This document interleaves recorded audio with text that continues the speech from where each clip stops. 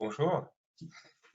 Merci d'avoir répondu à cette invitation. Oui, Euh, alors aujourd'hui, nous allons, voilà, le petit plan. Aujourd'hui, nous allons voir avec Monsieur Bourgeois, donc en première grande thématique, donc les principales tendances pour les ressources humaines d'ici 2030. Un quid de l'expérience collaborateur, un retour sur la gestion des talents et des compétences. Quelles évolutions pour le métier des RH aujourd'hui et l'impact des nouvelles technologies sur le métier des RH. Des thématiques donc qui font évidemment partie de cet ouvrage que vous avez présenté. Alors, je vais peut-être vous laisser maintenant la parole pour vous présenter. eh bien, écoutez, avec plaisir, Clémence. Merci. Bonjour à toutes et à tous. Écoutez, je suis ravi de participer à ce séminaire. Je suis directeur associé, effectivement, comme tu le précisais, Clémence, chez Identité RH, qui est une agence de conseil en ressources humaines. Et je suis également enseignant dans plusieurs grandes écoles et universités sur les thématiques des ressources humaines. Et effectivement, comme tu l'as évoqué, avec mon associé Gilles Verrier, de temps en temps, on partage notre vision du monde ou du monde du travail, plus exactement, dans le cadre d'ouvrages comme celui-ci que tu as présenté, les RH en 2030, mais aussi dans Voilà. nos lettres mensuelles et d'autres supports. Peut-être juste en introduction, dire que cet ouvrage-là, c'est un ouvrage qui a été écrit au début de la crise du Covid, alors même que effectivement on a expérimenté de nouvelles manières de travailler. Alors on n'est pas sûr de toutes les hypothèses que l'on prend. C'est un ouvrage prospectif. Hein. On n'est pas sûr de toutes les hypothèses, mais on a essayé de tracer les traits en quelque sorte de continuité ou de rupture entre ce qu'on vit aujourd'hui et ce qu'on devrait vivre en 2030. Et a priori, ça passe l'épreuve de la crise sanitaire, puisqu'il y a pas mal d'éléments qu'on avait pris en compte, par exemple les nouvelles modalités de travail, les évolutions managériales ou les évolutions des organisations de travail qui en ce moment sont très à l'épreuve, qui ont l'air de se dérouler comme on l'avait un petit peu évoqué dans l'ouvrage, encore une fois, qui maintenant a été initié il y a un an. Voilà, donc on a aussi publié d'autres ouvrages, celui-ci est un peu particulier, dans la mesure où on essaye d'y mettre, de positionner tous les enjeux RH. Donc on aborde aussi bien les thématiques de la formation, du développement, du recrutement, des technos, de la fonction RH elle-même, dont Clémence, tu as donné avec les 5 thématiques que tu as prévues pour aujourd'hui une petite illustration, puisqu'effectivement on est sur des thématiques très très très larges pour vous intéresser, et puis surtout pour vous faire réagir et échanger avec vous. Merci. Alors, donc sur ce premier thème, sur les principales tendances, en effet, pour avoir vu votre sommaire de l'ouvrage, C'est déjà ça. qu'en est-il? Alors 2030, c'est loin, hein, on n'y est pas encore, Pas si loin que ça. mais pas si loin que ça, en effet. Et puis les années passent vite.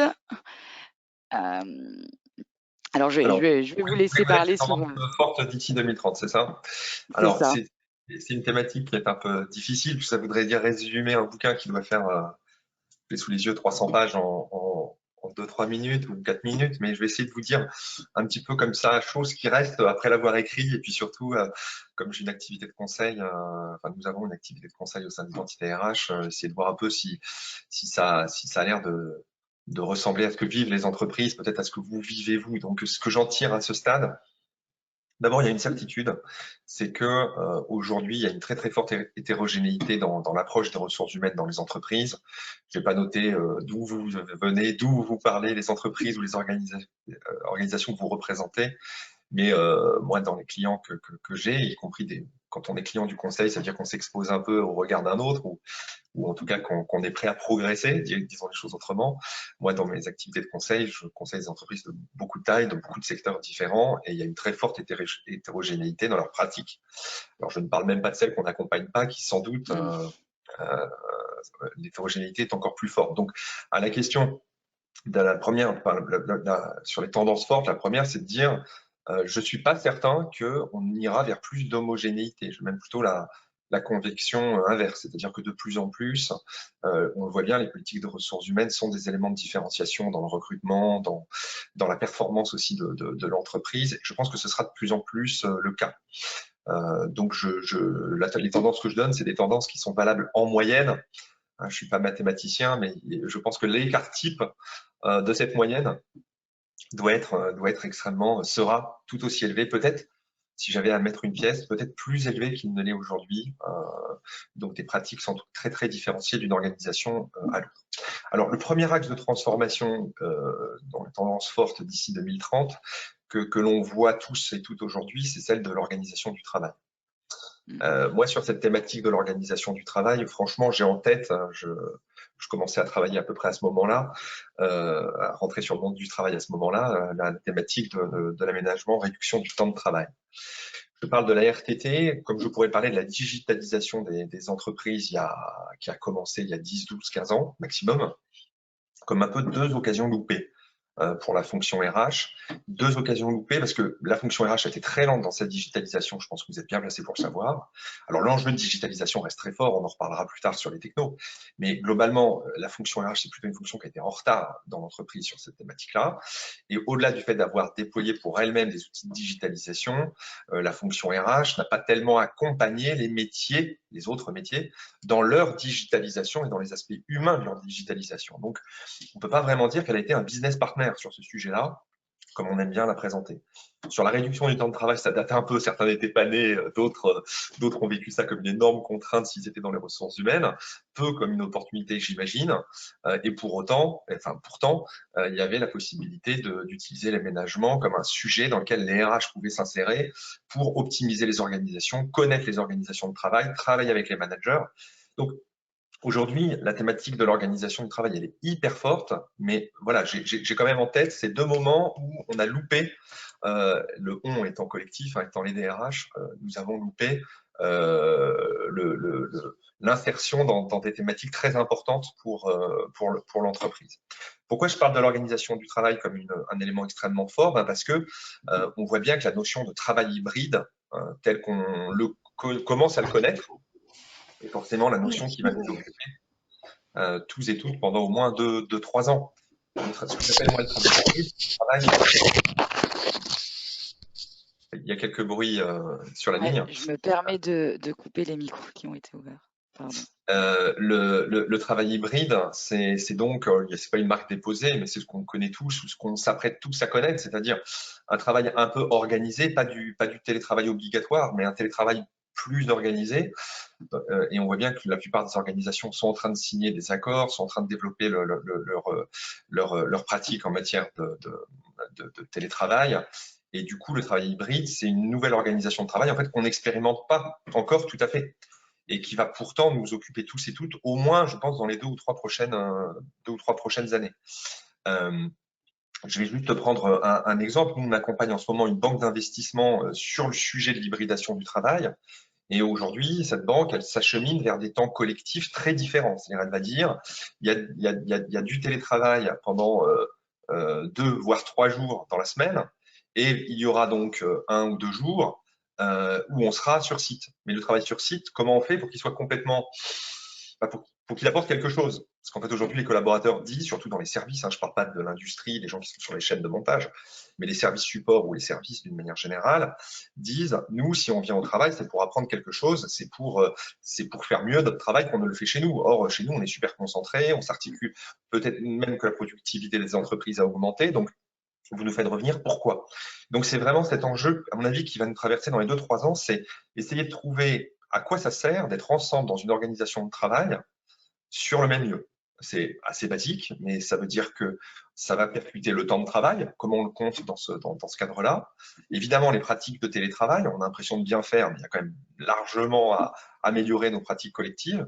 Le lieu de travail, ne serait-ce que les tiers-lieux, la réinvention des locaux. La banque d'investissement dont je vous parle, elle va lâcher les 2 tiers de ses locaux. Et du coup, comment on organise les temps collectifs? Et donc, pour être très concret, cette banque-là, elle dit, nous, le vendredi, on va faire que du transverse. Il y aura des temps de travail beaucoup plus riches, beaucoup plus organisés. avec beaucoup plus de coopération, beaucoup plus de projets, beaucoup plus d'intelligence collective, de temps collectif formel, en plus de l'informel. Et donc, voilà, on va réinventer l'entreprise et cette question d'organisation du travail, c'est la tendance forte d'ici, je dirais 2025, mais dès maintenant, enfin dès septembre, du moins Oui. j'espère, si la crise sanitaire se résout, se calme un petit peu. Après, ça, je le dis aujourd'hui hyper fortement parce qu'on voit bien qu'on est tous sollicités sur cette question du travail hybride. Après, si on est vraiment sur une tendance de fond d'ici 2030, et comme j'ai plus beaucoup de temps sur cette partie, je vais faire rapide, mais il y a quand même pas beaucoup de thèmes. C'est-à-dire que dans notre ouvrage et puis même dans les enquêtes que l'on mène pour un certain nombre de clients, quand on nous demande c'est quoi les tendances lourdes, bah, les tendances lourdes, la première, je crois, c'est celle de se dire que en 2030, l'entreprise, sans doute, elle aura revisité tout ce qui est autour de la création de valeur. C'est-à-dire comment je partage la valeur. Comment j'interroge ma finalité. Alors la loi Pacte a aidé aussi un peu ça avec les entreprises à mission, mais comment je réinterroge ma finalité? Quel impact sur ma culture? Comment dans ce contexte je maximise la contribution du facteur humain? Ça, c'est donc tout autour de la création de valeur. Le deuxième thème clé, j'en ai 10, mais je vais aller très très vite. Le deuxième thème clé pour moi, la grande tendance de fond, c'est comment on fait vivre ce qu'on appelle un nouveau modèle relationnel. Nouveau modèle relationnel, c'est ce qui se passe dans l'entreprise, c'est-à-dire comment on gère les relations entre nous. Et on voit bien, je ne vais pas reparler du télétravail maintenant, mais on voit bien que l'évolution des organisations, c'est vers plus de responsabilité, plus d'autonomie des collaborateurs, en animant les collaborateurs sur la finalité, la nature de leur activité, et en étant sur des logiques de confiance. Toutes les organisations qui feront autrement, de mon point de vue, elles sont externalisables ailleurs dans d'autres pays. Si elles prennent un autre chemin que celui que je viens d'évoquer sur la confiance, la responsabilité, l'autonomie. Pourquoi? Parce que nos sociétés développées vont devoir se battre avec leurs forces et leurs forces avec l'intelligence, et notamment l'intelligence en situation au contact des clients. Et tout ce qui renvoie à l'intelligence restera vraisemblablement durablement en France, tout ce qui renvoie à des éléments, on va dire, très reproductifs, et où l'objet d'intelligence artificielle, et où l'objet de robotisation, et où l'objet d'externalisation. Alors, encore une fois, grosse hétérogénéité, toutes les entreprises ne feront pas ça. Et donc, faire vivre le nouveau modèle relationnel, mettre un collaborateur responsable et autonomisé, à mon avis, est une tendance hyper forte. Du coup, ça suppose que l'entreprise se centre sur ce que vivent les collaborateurs, et donc, on en reparlera, mais et du coup, qu'elle se focalise sur l'expérience collaborateur, notion très, très générique. Je crois que c'est une question qui vient après, donc on va en reparler. Donc, le troisième axe, c'est celui de comment je me focalise sur l'expérience collaborateur. Le quatrième axe, c'est de repenser l'organisation en étant une entreprise plus intégratrice. Le cinquième, c'est celui d'avoir les compétences requises avec une anticipation des besoins très forte. Cinquième grande tendance autour notamment de ce qu'on appelle le strategic workforce planning pour aborder les pénuries. Le sixième, c'est d'essayer de capitaliser sur tous les collaborateurs en maximisant leur employabilité. Aujourd'hui, il y a des entreprises, on va dire les grands groupes d'une manière générale, ont une gestion des ressources humaines beaucoup trop élitiste. Ça, c'est une conviction personnelle, mais je la défends. Beaucoup trop élitiste en s'intéressant aux potentiels, aux high performers, etc. C'est pas bon. C'est pas bon, bien sûr que c'est bien. C'est ceux qui feront les dirigeants de demain, c'est important. C'est bien, mais c'est pas suffisant.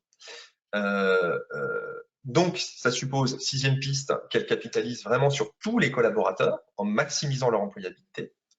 Septième piste, c'est qu'elle maximise la performance, c'est que l'entreprise soit dans une logique de maximisation de sa performance, en articulant bien dans les systèmes de rémunération l'individuel, le collectif, l'épanouissement des collaborateurs, et en ayant sans doute revu ces dispositifs de management de la performance, pour en reparler.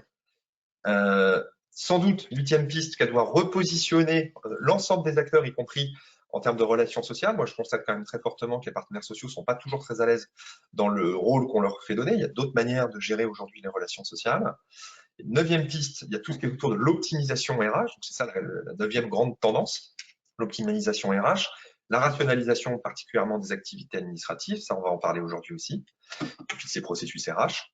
Et puis enfin, ça suppose qu'elle, sans doute, de réinventer la fonction RH elle-même, de la réorganiser assez largement, on va en reparler. Donc voilà, mis à part l'introduction que je voulais faire sur l'organisation de travail, qui me semble clé, voilà les 10 pistes que je pense qu'il faut que les entreprises et que leur DRH adressent dans les 8-9 prochaines années. Très bien. Merci Nicolas. Alors, on va passer. Donc, après avoir parlé de ces tendances, aujourd'hui, nous parlons aussi énormément de l'expérience collaborateur. Alors, l'expérience collaborateur, que pouvons-nous dire là-dessus? Sur l'expérience collaborateur, en fait, ça me semble être un thème assez important parce que ça fait partie des buzzwords, comme on dit. Beaucoup de gens en parlent, mais personne ne fait rien. Et objectivement, très peu d'entreprises ont des trucs à raconter intelligents, intéressants sur l'expérience collaborateur. Il y en a qui ont fait des choses, mais peut-être pas suffisamment. Vous savez, aujourd'hui, moi, ce qui me frappe, c'est que tout est décrit comme une expérience. Je ne parle pas de l'expérience collaborateur en tant que telle, je passe de la notion d'expérience. Si on écoute les marketeurs notamment, aujourd'hui, toutes les relations aux clients sont sous ce prisme d'expérience, notamment d'expérience client. Et donc, dans une journée, on serait soumis à des dizaines d'expériences en tant que client. Là, je viens de prendre un café avant notre conférence. Quelle marque de café, avec quelle cafetière, etc., etc. Jusqu'au ce soir où on va tous se glisser dans nos couettes, on sera aussi dans une expérience de sommeil. Et donc, en fait, bon voilà. Donc, les marketeurs passent beaucoup de temps à nous expliquer qu'on est en permanence soumis à des expériences. Et donc, par analogie, tout part de l'expérience client, qui décrit en fait la relation entre un consommateur avec un produit. Et ce qui est intéressant dans cette notion-là, en tout cas d'expérience client, c'est qu'elle est très simple et très puissante.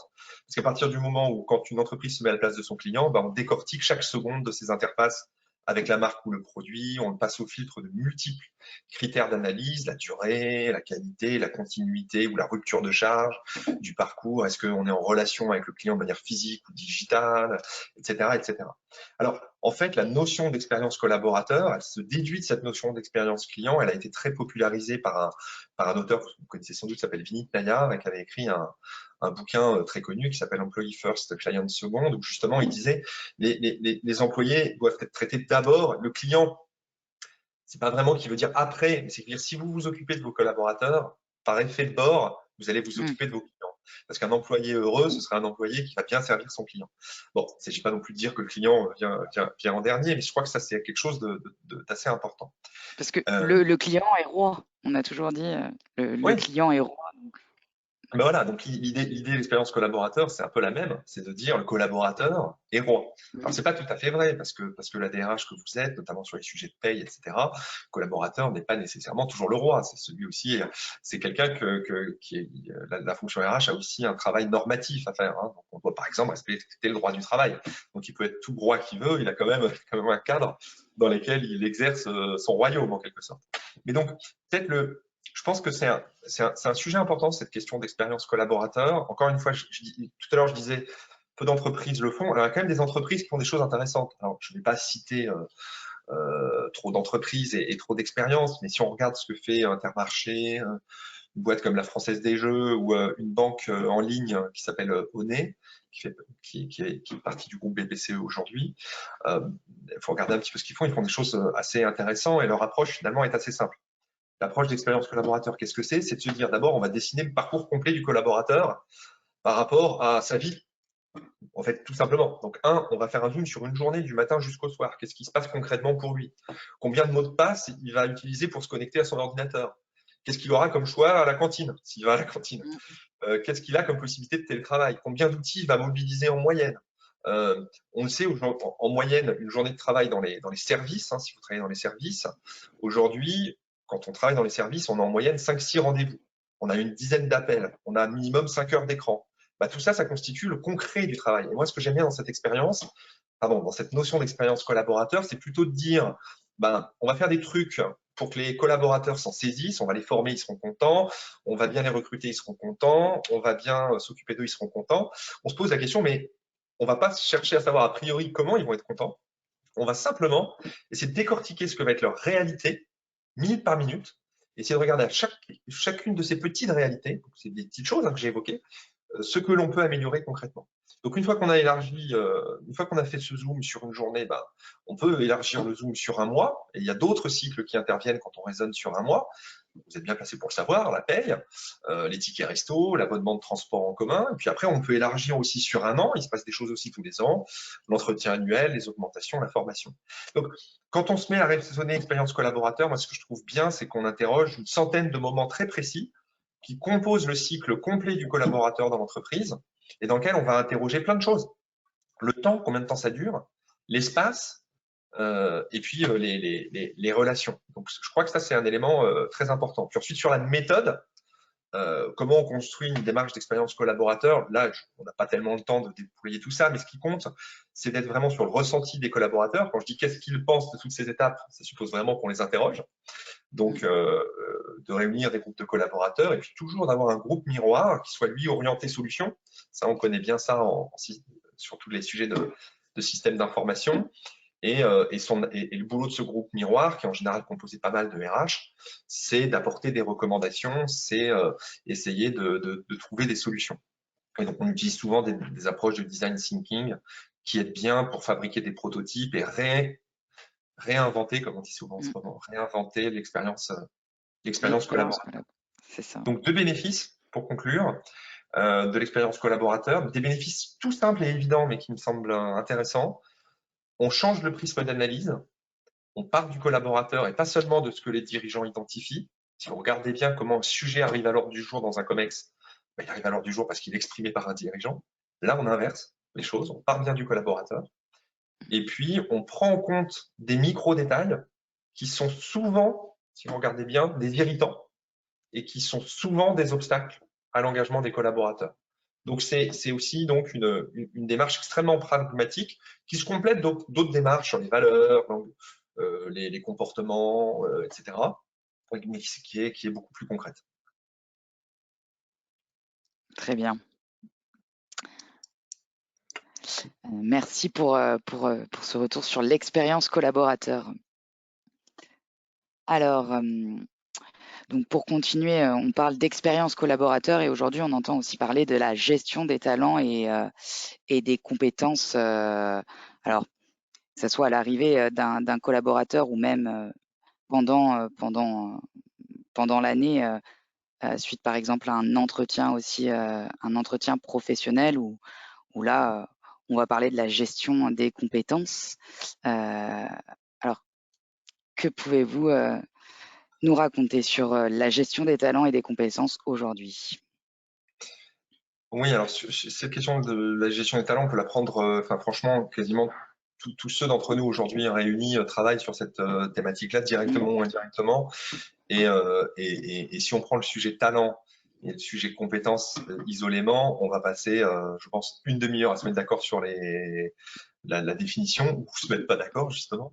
Et puis ensuite, à essayer de regarder tous les leviers qu'on peut activer pour bien gérer les talents, bien développer, capitaliser les compétences. Donc là, en 5 minutes, je peux pas me lancer sur des choses très fortes, enfin très structurées. Donc je vais peut-être plutôt faire appel à une ou deux notions et puis une ou deux convictions. C'est vrai que c'est un thème très fort hein, et qui est très vaste. Et en fait, j'ai en tête, moi, le fait qu'on peut le traiter de quatre manières. En fait, imaginons une matrice dans laquelle, d'un côté, on est l'individuel et le collectif, plus individuel, plus collectif, et puis de l'autre côté de la matrice, l'abscisse ou l'ordonnée, peu importe, on va dire les aspects qualitatifs, c'est-à-dire qui renvoient à quelles compétences, quel contenu, et quantitatif, c'est-à-dire là, les effectifs. Donc, si vous faites individuel, collectif, d'une part, et qualitatif, quantitatif, d'autre part, et que vous regardez, donc ça fait 4 boîtes, eh ben, chacune de ces boîtes est un sujet de ressources humaines à part entière. Si on traite l'individuel et le qualitatif, on est donc sur la gestion individuelle des parcours, donc comment je vais accompagner des collaborateurs de manière extrêmement individualisée, ou parce que à l'occasion d'une people review, je vais identifier que cette personne est un haut potentiel, ou à l'inverse, que c'est quelqu'un en vraie difficulté. Voilà, donc là j'ai pris qu'une case, mais je pourrais prendre les trois autres cases. Donc je vais insister peut-être sur deux éléments. Peut-être la notion de potentiel, alors ça fait déjà 3 notions, talent, compétence, potentiel, qui me semble être une notion très complexe, très complexe, beaucoup plus complexe que ce qu'on peut croire en premier abord, et du coup passionnante, et qu'on détaille pas mal dans notre ouvrage. Et puis peut-être, mais là je pense que c'est le thème que vous connaissez mieux, quelques réflexions sur l'approche quantitative. Alors, sur l'approche qualitative, en fait, la notion de potentiel, elle est pas mal liée aux années 90 et au moment où on a commencé à vouloir segmenter les populations. Où on s'est dit, oui, il y a le corps social, et puis on vient de loin en termes de relations sociales, hein, on a toujours traité, on a essayé de traiter les gens très longtemps de la même manière. À partir des années 90, peut-être même un peu avant, on s'est mis à segmenter les populations en se disant, on va pas exactement traiter de la même manière les différents métiers. Ça paraît évident. Il y en a qui supposent un certain nombre de formations que d'autres ne supposent pas. Il y en a qui ont des cycles de développement très différents. Il y a des gens que on a du mal à recruter, d'autres au contraire où c'est facile. Bon, ça paraît assez évident. Mais dans quelle mesure les politiques de ressources humaines se sont segmentées en disant, par exemple, sur la rémunération, on va pas avoir la même approche. Il y en a qu'on va mettre au premier quartile, d'autres qu'on va mettre au troisième quartile, par exemple. Bah, finalement, c'est très récent. En fait, on n'a pas beaucoup de retours là-dessus. Je sais bien que vous travaillez tous les jours là-dessus.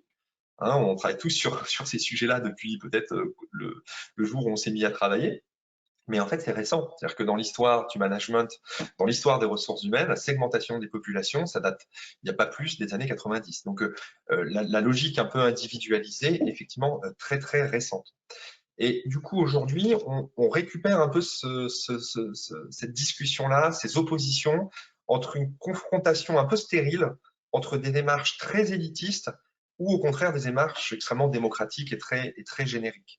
Moi, si j'ai, donc, je vous disais, je vais faire plutôt appel à mes convictions. Moi, ma conviction, c'est dans les grands groupes aujourd'hui, qui sont plutôt nos clients, on travaille plutôt pour des grands groupes ou des grandes entreprises, je dirais que ce sont des groupes qui ont des démarches qui sont trop élitistes. C'est rapide à dire, ça supposerait d'être un peu justifié, mais je peux le justifier. Mais on parle beaucoup d'une petite élite, de quelques happy few, dirigeants, talents, experts, dont on va vraiment consacrer 80-20. Vous savez, 80% des ressources pour 20% des maximum, pour 20% des collaborateurs. Et je crois que ce qui est intéressant, c'est de voir que même au niveau macroéconomique, c'est pas bon. C'est-à-dire que, par exemple, le forum de Davos s'est inquiété de cette problématique-là. J'ai sous les yeux une citation qui est intéressante, qui est issue des notes du colloque de Davos il y a 2 ans, qui disait jusqu'à présent, une grande partie des efforts réalisés par les employeurs en matière de reconversion ou de développement de compétences reste centré sur un nombre très restreint de salariés hautement qualifiés et de forte valeur. Et je pense que voilà, le problème n'est pas que ces populations soient gérées qualitativement, hein. Au contraire, on ne va pas se plaindre qu'on s'occupe bien d'un certain nombre de collaborateurs. Le problème est que les autres collaborateurs ne fassent pas l'objet d'une gestion, certes différente, mais tout aussi attentive. Et si l'entreprise, je crois, hein, veut faire face dans les prochaines années aux enjeux de compétences et d'engagement, elle doit vraiment dépasser cette démarche élitiste. Alors, a priori, si vous dites à un groupe, vous avez une démarche élitiste, elle va dire, mais sûrement pas du tout, etc. Mais rentrez dans les chiffres. Regardez les budgets formation consacrés à telle et telle catégorie de population, vous allez être quand même assez surpris. Alors, je parle du budget de formation, mais je peux parler aussi des sujets de gestion de carrière, vers qui on va avoir une attention très, très forte en matière de gestion de carrière. Alors, je trouve que les entreprises, parfois elles-mêmes, s'en rendent compte. Et je voudrais juste donner un petit exemple. On travaille pour une boîte de conseil. C'est un peu particulier, mais une grande boîte de conseil où on a lancé une démarche de gestion des talents, si vous voulez. Et on était parti dans l'idée donc de nous occuper d'une minorité de ces talents, puisque c'était les talents qui partaient, qui avaient un risque de partir à la concurrence, etc. Et au fur et à mesure du projet, finalement, le projet s'est pas du tout déroulé comme on l'avait pensé. Une partie des associés de ce cabinet a considéré que ce qu'on allait faire allait fragiliser un peu le corps social, en faisant émerger une forme d'élite au sein de l'entreprise, et nous a dit non, fais demi-tour. On ne va pas faire un programme de développement dédié aux potentiels, on va faire un programme de développement où les potentiels, il faut suivre le raisonnement, où les potentiels vont développer les autres. Et je trouve que ce retournement est très intéressant. C'est de dire, la manière de développer les potentiels, on va les identifier, il n'y a pas de raison, on va les identifier, mais plutôt que de leur réserver des super formations, les envoyer à l'INSEAD ou à HEC, ou leur mettre un consultant pour leur raconter plein de trucs passionnants devant eux, on va pas faire ça. On va faire un peu ça. Et on va surtout les exposer dans l'entreprise. Et on va dire, vous devez développer les autres. Et donc, avec une responsabilité supplémentaire. Et ce petit prisme-là qui est pris récemment par des entreprises, je pense qu'il est très intéressant sur ne pas constituer une élite, mais avoir une logique très ouverte vis-à-vis de toutes ces populations. Ça, c'est la première partie que je voulais développer sur les compétences. La deuxième, donc je vais faire beaucoup plus vite, c'est la notion de potentiel. Peut-être je vous donne un conseil ou peut-être une conviction. D'abord, évidemment, je pense qu'on partage tous le fait que tout le monde a du potentiel, hein, que l'idée, c'est pas de dire le potentiel est réservé à quelques-uns. Je suis contre le principe de Peter à 1000%. Vous savez, celui qui dit que dans une hiérarchie, chaque employé tend à s'élever à son niveau d'incompétence. Moi, je crois que quelqu'un est souvent incompétent parce qu'il n'est pas au bon endroit. Je crois que les potentiels appartiennent à tout le monde, que le potentiel appartient à tout le monde et qu'on peut le développer. En revanche, la question, c'est pas trop ça, c'est de savoir qu'est-ce que l'entreprise va reconnaître, comment elle va identifier le potentiel. Et là, je pense qu'il y a des erreurs importantes qui sont faites dans beaucoup d'organisations, donc je vous alerte là-dessus. L'erreur que je crois, c'est de considérer que le potentiel, c'est la capacité à remplacer le N+1 ou le N+2. C'est-à-dire avoir une logique de et potentiel, quelqu'un qui peut prendre le job supérieur. Je crois que ce n'est pas du tout une bonne manière de faire. Ce n'est pas une bonne manière de faire parce qu'en faisant cela, vous reproduisez l'existant. Vous vous demandez si Myriam peut prendre le job de José. Et José fait son travail d'une manière bien spécifique aujourd'hui. Et peut-être que Myriam le ferait différemment. Et donc, vous n'allez pas mettre Myriam à la place de José. Et pourtant, Myriam peut-être ferait différemment, mais mieux. Donc, il y a une logique de reproduction quand on raisonne comme ça et est capable de prendre le job du N+1 ou du N+2. J'encourage plutôt à définir le potentiel. Alors, je n'ai pas de définition sous les yeux, mais un petit peu comme et potentiel, quelqu'un qui peut aider l'entreprise à se développer. Alors, c'est très générique, mais et potentiel, quelqu'un qui correspond au projet stratégique de l'entreprise. Et donc, si votre projet stratégique, c'est d'être très international, le potentiel, il ne peut être que très international. Si votre projet stratégique, c'est d'être très à l'écoute des clients, le potentiel, c'est aussi l'écoute des clients. Donc, en fait, il faut plutôt s'interroger sur le projet de l'entreprise et se dire, et potentiel chez nous, quelqu'un qui va nous aider à nous développer, et donc, qui ne sera pas potentiel ailleurs. Le problème de la notion de potentiel en disant N+1, N+2, c'est que du coup, les potentiels sont tous les mêmes, se ressemblent tous, et c'est du clonage. L'intérêt d'avoir la démarche de potentiel en disant et potentiel chez nous, quelqu'un qui correspond à notre projet stratégique, c'est que le potentiel de L'Oréal, ce ne sera pas celui de Leroy Merlin. Et c'est logique. En fait, Leroy Merlin et L'Oréal n'ont pas les mêmes besoins. Donc, voilà, je pense que c'est très important. Je pense qu'il y, a beaucoup de convictions dans notre ouvrage et on partage avec vous cette conviction qu'il s'agit vraiment de réinventer la notion de potentiel et qu'il y a quelques erreurs qui sont commises sur cette thématique aujourd'hui. Puis dernier thème sur lequel je ne vais pas m'étendre, on pourra toujours faire quelques questions-réponses sur le sujet, sur les compétences, c'est la partie quanti, parce que là j'ai parlé beaucoup de quali, avec la notion de potentiel, mais la partie quanti est importante. Donc la partie quanti, aujourd'hui, clairement, ce qui domine aujourd'hui en termes de tendance de ressources humaines, c'est de tout faire sauf de la GPEC. La GPEC, comme on l'a fait, je suis bien placé pour savoir, dans les années 2000, j'ai conduit plein de démarches de GPEC qui ont fini dans des tiroirs. Très bien, mais ça finit dans des tiroirs. On a passé un an à étudier l'évolution d'un métier, interne, externe, de regarder tout un tas de choses, puis après on passe au métier suivant, et puis voilà. Et qu'est-ce que ça a changé sur la manière de faire des ressources humaines? Rien. En fait, à peine on avait fini qu'il fallait déjà refaire l'exercice parce que le job avait changé. Donc, l'intérêt des démarches qui émergent beaucoup aujourd'hui, enfin déjà depuis quasiment 10 ans, c'est les démarches de stratégique workforce planning que vous connaissez, je pense, sans doute. Alors, qui sont complémentaires de la GPEC ou qui peuvent alimenter un accord GPEC, mais qui sont quand même très différents, puisque ce que veut faire le stratégique workforce planning, c'est vraiment avoir une approche plus ciblée sur quelques métiers, plus simple que la GPEC, avec des méthodes beaucoup plus agiles, et avec quelques caractéristiques qui me semblent très différentes de la GPEC. La première, c'est de dire, en l'occurrence, je pense qu'il y en a 5 des caractéristiques. La première caractéristique, c'est de dire, on va se forcer à faire des scénarios différenciés. Donc, on va se forcer à faire décider nos décideurs, nos comités de direction sur les scénarios d'évolution de leur business.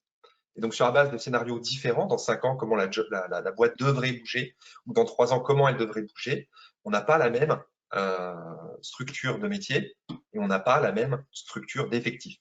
Et donc, première logique, celle de scénario. Donc, vous voyez bien qu'il faut de l'outillage pour faire ça. La deuxième, qui est très spécifique au stratégique workforce planning, la deuxième spécificité du SWP, comme on dit, c'est d'avoir une approche assez monétaire, c'est-à-dire dire chacun de ces scénarios, chacune des solutions vaudrait tant. Si on dit qu'il faut former des data scientists ou recruter des data scientists, ça veut dire augmenter notre positionnement de marché de X euros. Ça veut dire augmenter notre recours au prestat de X euros, etc. Donc, on fait des arbitrages qui sont monétaires, où la GPEC ne l'était pas. Il y a, troisième spécificité, un outillage prédictif. Alors, il n'y a pas de SI RH ni d'outils sur étagère qui nous a semblé, nous, en tout cas chez Identité RH, très satisfaisant en tant que tel. Donc, c'est souvent un mix d'outils ou des outils propres qu'il s'agit de développer.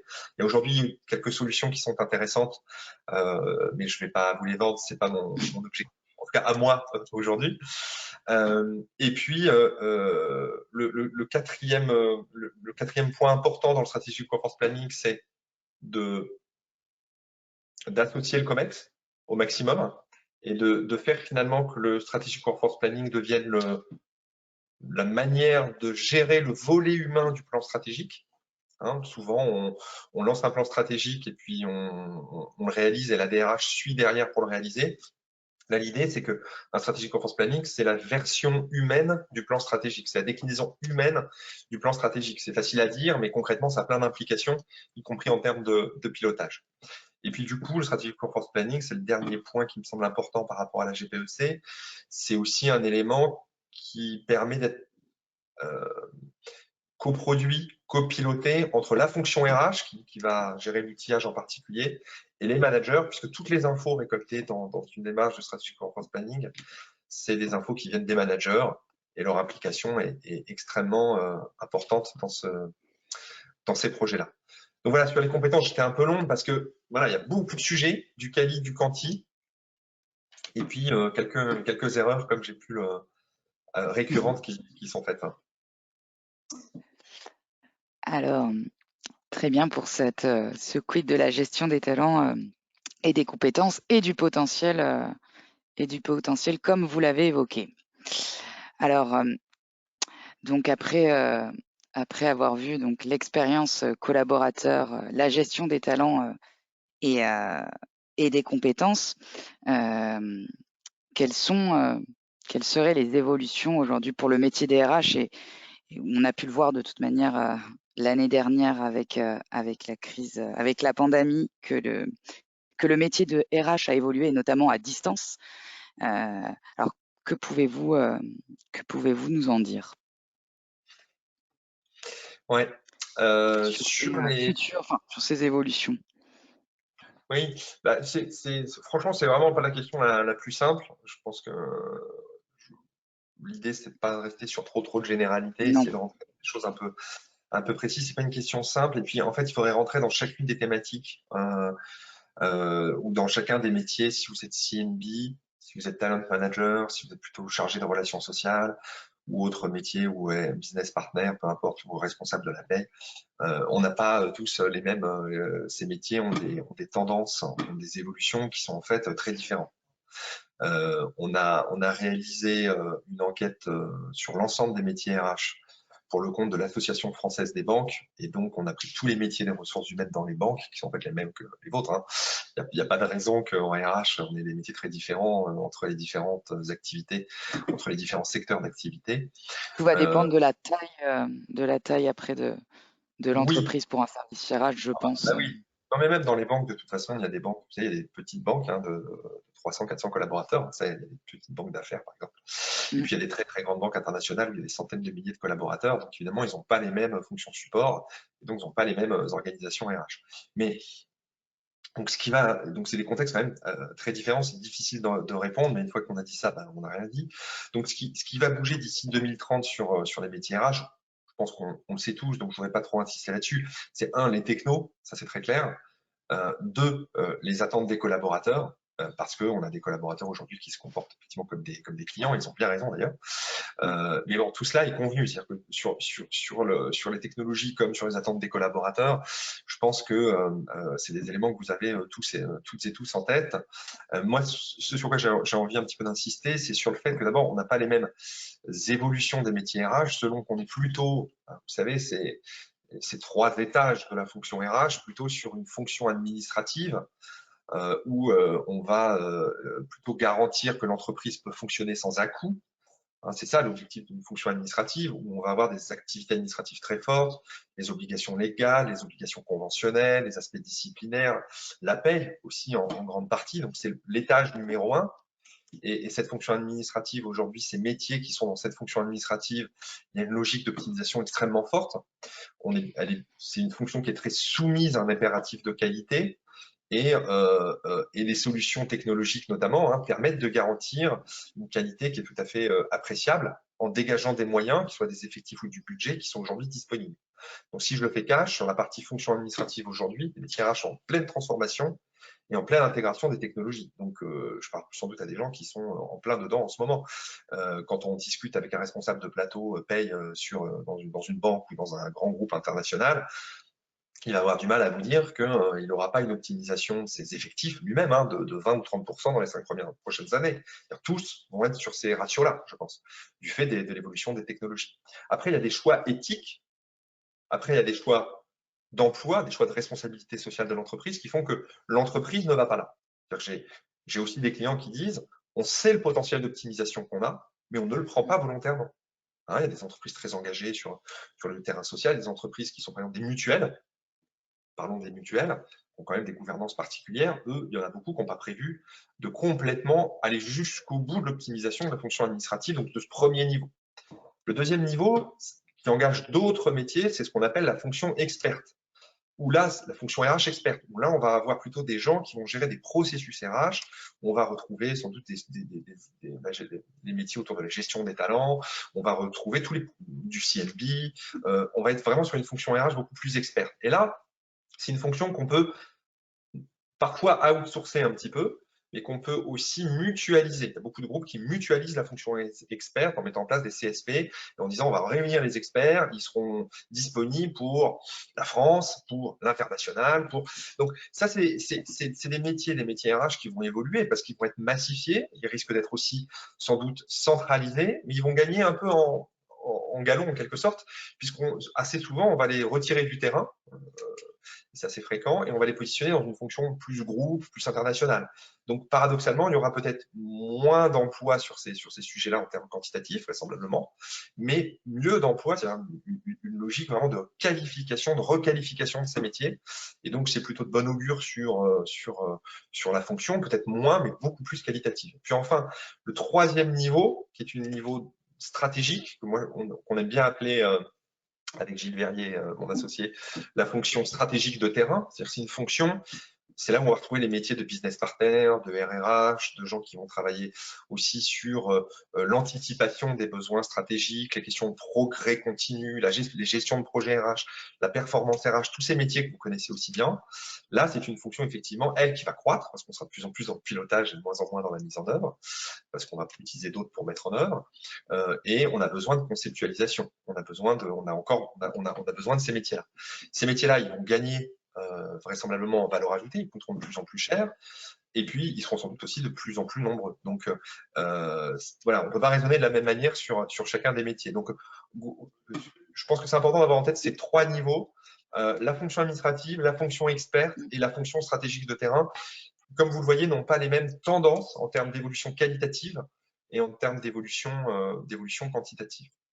Alors, pour compléter un peu ma réponse qui est un peu brusque en disant il y a trois niveaux et à chacun de ces niveaux, il va se passer des choses. D'abord, ce n'est pas vrai dans toutes les entreprises. Moi, j'évoque quelque chose qui est commun à toutes, donc un peu faux pour chacune. En revanche, sur l'évolution des métiers RH, j'ai envie d'insister sur quelques éléments communs à tous les métiers, et notamment des soft skills, comme on dit, des compétences comportementales qui seront décisives. Et je vais aller très vite. Pour moi, il y en a deux. Il y a la manière dont on gère l'écosystème interne et la manière dont on gère l'écosystème externe en tant que RH. L'écosystème interne, c'est pas compliqué à comprendre, et je pense que c'est une compétence qui va être très croissante. C'est la capacité à un RH, quel qu'il soit, à avoir une place dans le processus décisionnel, d'avoir de la légitimité en quelque sorte. Moi, je crois que la légitimité ne se décrète pas, il faut la conquérir. Et donc, ça paraît tout bête comme ça, mais vous pouvez avoir un niveau de qualité extraordinaire et aucune légitimité. Vous pouvez faire le meilleur boulot du monde et pas avoir de légitimité. Alors, qu'est-ce que ça veut dire la légitimité? Ça veut dire l'influence, ça veut dire la constitution de réseaux internes, ça veut dire avoir des réseaux d'alliés, des stratégies d'alliés, ça veut dire positionner la fonction RH comme une fonction stratégique de terrain, mais donc qui va contribuer à la valeur ajoutée de l'entreprise et à sa performance. Et cette compétence-là, vous voyez, cette capacité-là à vendre cela, à faire ça, à positionner la RH autrement dans l'entreprise, encore une fois, cette légitimité ne se décrète pas. C'est une compétence extrêmement forte dont je pense tous les recruteurs de DRH font attention aujourd'hui et feront de plus en plus attention. Donc, c'est une petite soft skills, mais extrêmement décisive. Si on veut progresser dans la fonction RH, je crois qu'il faut savoir gérer son écosystème interne. Puis, deuxième volet, l'écosystème externe, c'est-à-dire la capacité à un DRH, et ça c'est très rare, alors, vous êtes des bons exemples aujourd'hui en étant connectés, mais la Alors, capacité à s'ouvrir à l'environnement, c'est-à-dire à être présent dans les débats d'idées, à être ouvert aux pratiques externes, à être connecté avec la société, avec y compris des points de détail, avec les productions littéraires de la société ou cinématographiques de la société. En ce moment, c'est un peu compliqué d'aller au cinéma. Mais voilà, c'est important d'avoir une connexion avec l'environnement, les attentes des jeunes, des collaborateurs. Et je crois que le divorce entre les salariés et l'entreprise, qu'on voit partout, hein, et notamment les jeunes, est très fort car l'entreprise ne ressemble pas à la société. Et que l'enjeu des RH, c'est d'alimenter avec leur écosystème externe les pratiques internes de l'entreprise. Moi, je suis frappé.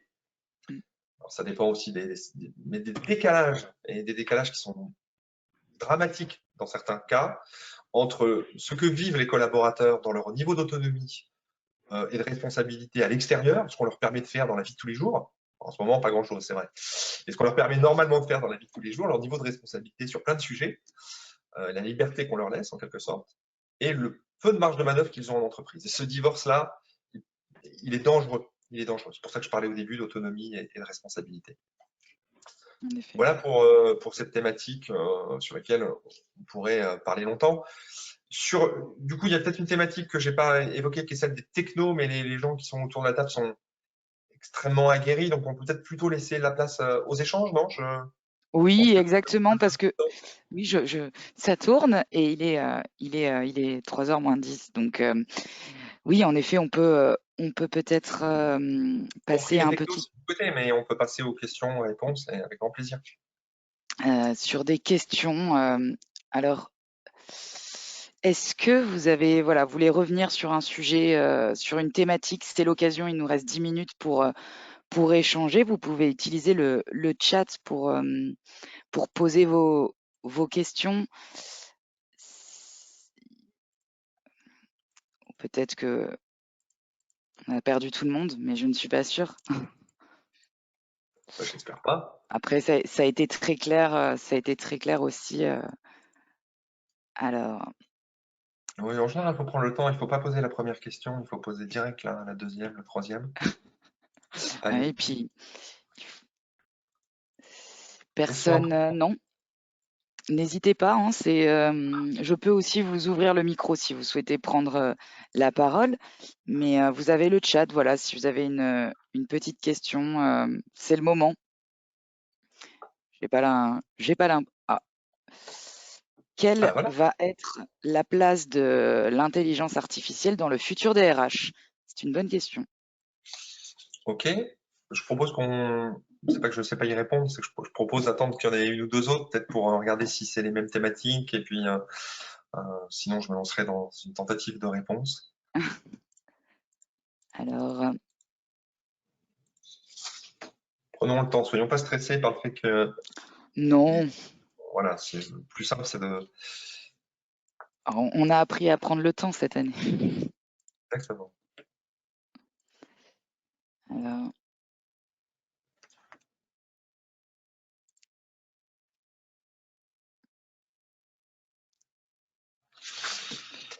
Alors sinon, sur effectivement la place de l'intelligence artificielle, je ne veux pas vendre notre ouvrage, c'est hors de question. Ce n'était pas l'objet de notre échange, mais il y a effectivement tout un chapitre qui porte sur l'impact des technologies et notamment de l'intelligence artificielle sur les processus RH. Alors, il y a eu beaucoup d'enquêtes sur l'impact de l'IA en matière de ressources humaines. Évidemment, les potentialités sont extrêmement fortes, un petit peu comme je disais tout à l'heure, c'est-à-dire que l'intelligence artificielle permet quand même d'accélérer un certain nombre de processus. Donc, on a tous en tête le processus de recrutement, qui est peut-être celui qui est le plus impacté par cela. Pourquoi? Parce qu'en fait, on a la possibilité, via un certain nombre modalités de l'intelligence artificielle, des profils, de détecter des parcours, d'aller chercher des compétences clés dans des bases de données, de les restituer, à la condition, tout cela, d'avoir un analytique RH qui tienne la route. Donc, l'IA en tant que tel ne suffit pas, il faut avoir l'analytique RH qui permet de le traiter. Il y a beaucoup de données dans l'entreprise, beaucoup de data. Elles sont très rarement bien exploitées. Donc déjà, l'IA, ça fonctionne pas tout seul, ça fonctionne sur la base de données. C'est des données qui sont internes à l'entreprise et ou externes à l'entreprise. Jusqu'ici, je vous apprends rien. En revanche, les données internes à l'entreprise, force est de constater qu'elles ne sont pas terribles en moyenne. C'est-à-dire qu'on n'est pas tout à fait en mesure d'avoir beaucoup de données à utiliser selon qu'on a ou pas des systèmes d'information RH structurés ou des données suffisantes. Donc, quand on interroge des experts en intelligence artificielle sur la manière dont aujourd'hui les ressources humaines se dotent de l'IA, c'est très faible. Vous voyez bien que les tentatives qu'il y a eu et les impacts actuels sont relativement faibles. J'ai en tête un grand groupe international du luxe qui s'était mis à lancer un chatbot connecté à un dispositif d'intelligence artificielle et qui a fait demi-tour parce qu'il y a eu des gros bugs, des grosses erreurs d'interprétation sur les demandes des gens en fonction de leur nationalité, etc. Ça avait fait tout un buzz. Donc, aujourd'hui, l'usage est faible. Demain, l'usage sera très fort sur les questions de recrutement, évidemment sur aussi les questions de formation. L'intelligence artificielle va accélérer beaucoup de processus. La question à se poser, c'est jusqu'où les entreprises seront capables d'intégrer l'intelligence artificielle à la place de l'intelligence humaine. Parce que parfois on n'utilise pas complètement tout notre cerveau, donc l'intelligence dans notre travail, et il y a bien des moments où je me dis, oh là là, cette exploitation de base de données, si j'avais une bonne IA, elle le ferait à ma place. Et du coup, est-ce que j'ai les compétences suffisantes pour guider l'IA à bien faire son travail? C'est un peu complexe comme problématique, mais c'est une vraie problématique pour les entreprises. Une fois que je mets en place un dispositif d'IA, est-ce que j'ai les compétences en interne pour manager cette IA, puisqu'elle ne s'auto-manage pas? Et en fait, la réponse souvent est non. Donc, à partir du moment où vous répondez non à cette deuxième question, bah, vous répondez non à la première qui serait autour de est-ce que je dois développer plus l'IA demain? Donc, moi, je crois que les potentialités sont très fortes. Il y a plusieurs enquêtes qui disent que l'IA sur les processus administratifs peut dégager jusqu'à 50% de ressources. Donc, si on prend le recrutement, et si on considère que le recrutement, c'est d'abord de l'analyse de CV sur des plateformes, peu importe les plateformes d'ailleurs, et ben évidemment, elle va grignoter l'IA ces emplois-là. La vraie question, c'est est-ce que ça a vraiment une valeur ajoutée que d'aller chercher toutes ces infos?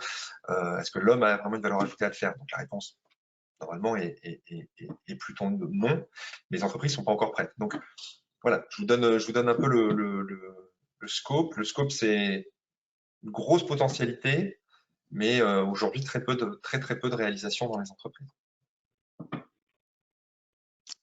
On espère avoir répondu à votre question. Merci. Nous avons une note. Oui, bien sûr, je viens de la lire. Alors, sur comment réussir à positionner notre service RH comme service clé dans les prises de décision d'une direction, qui nous voit plutôt comme une fonction administrative. Alors, ok, ça c'est une vraie bonne question.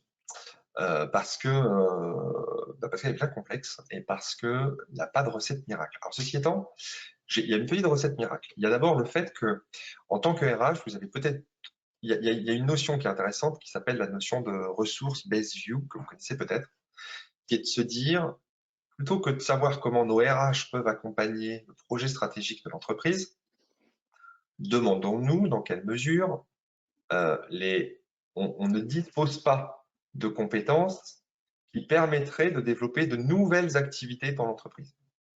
C'est-à-dire se dire, je vais vous donner des exemples concrets, j'ai des compétences que je n'exploite pas, que je ne vends pas, et donc sur la base de ces compétences, je pourrais faire un nouveau produit. J'ai en tête l'exemple d'Orange.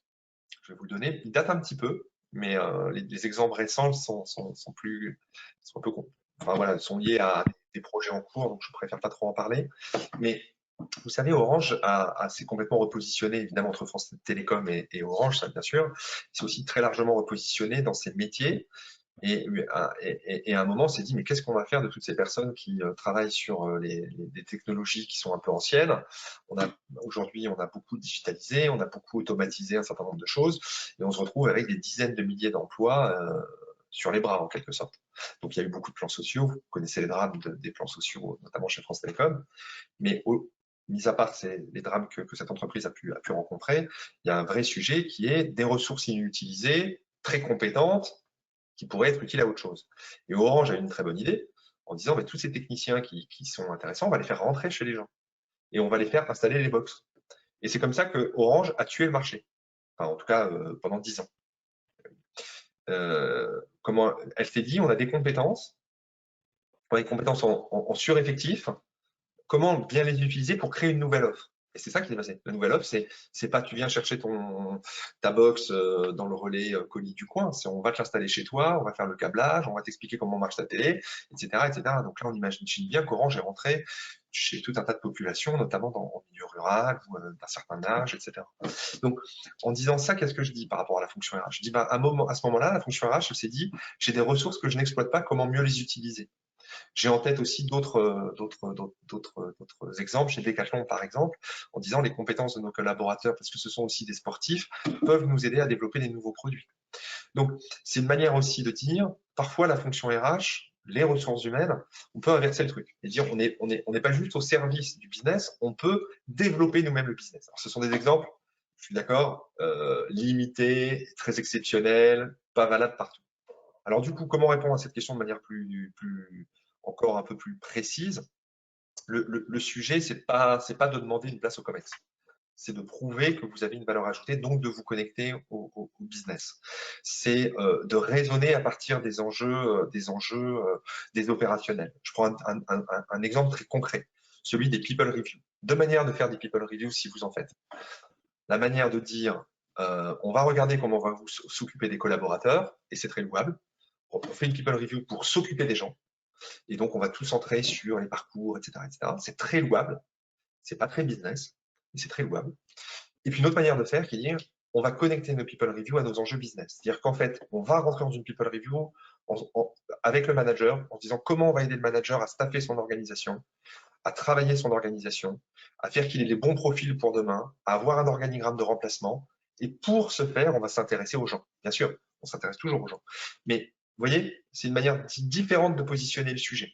L'un très humain, et encore une fois très positif, pas très business, et l'autre beaucoup plus business. Je pense que les ressources humaines sont très vues par les managers comme la fonction des hommes et des femmes de l'organisation, certes, mais très peu comme la fonction qui aide à développer le business. Et pour gagner des galons et pour exister en COMEX, je pense que cet élément est clé. C'est vraiment de positionner l'ensemble des processus RH comme quelque chose qui va aider de manière opérationnelle le business. Et tous les processus peuvent vendre ça, y compris les processus du premier étage que j'évoquais, parce que vous allez rationaliser vos activités, les fonctions support coûteront moins cher, etc. Donc, voilà quelques exemples, voilà comment faire. Et puis, j'évoquais sur les soft skills le fait qu'en vous connectant aux acteurs internes et aux acteurs externes aussi, c'était une manière de répondre à cet enjeu. Merci. Mais on est très RH, hein. Moi le premier.